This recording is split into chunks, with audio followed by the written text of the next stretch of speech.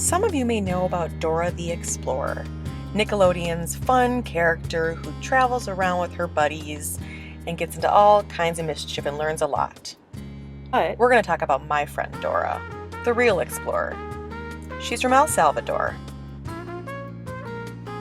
A lot of people probably think of El Salvador as a place with beautiful beaches, breathtaking sunsets, bright, magnificent colors, and delicious food. And though those are some very true characteristics, the other truths are that El Salvador is filled with poverty,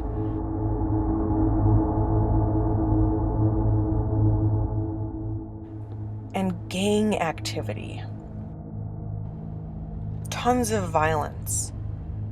Not the ideal place to raise a family.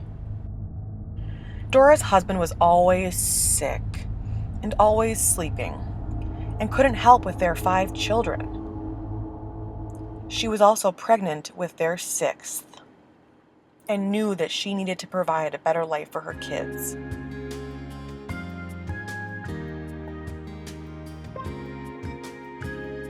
She decided that it was time to make a move, and she told her mother that she was going to go join her brother in California. Her mother took care of her youngest 2 daughters, and her husband took care of the older kids. She knew better things were on their way. She went from El Salvador to California, but it was a strenuous journey.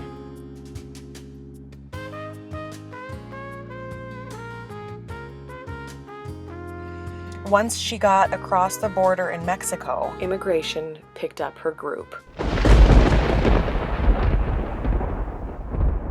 They were placed in a holding cell.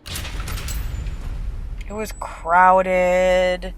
They were fed very little, mostly things like crackers. After several days, she was released on the other side of the Mexican border, which meant they had to cross it once again, and they did, and she and her group were able to make their way towards California. There, she got a job working in a sewing factory, and another job folding clothes in another factory. Most of the money she was making, however, went towards childcare for her little girl who she had given birth to when she arrived in California.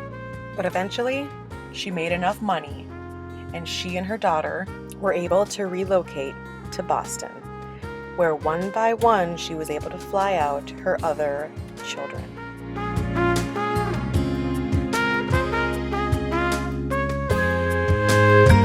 She couldn't have been happier to have her kids with her once again.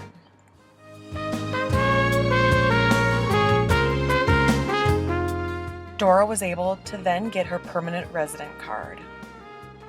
And she took her family and they went to St. Paul, Minnesota, where she started her own clothing store. She has her family, good health, her business, and she's in a wonderful town. She couldn't be happier. Only those who will risk going too far can possibly find out how far one can go.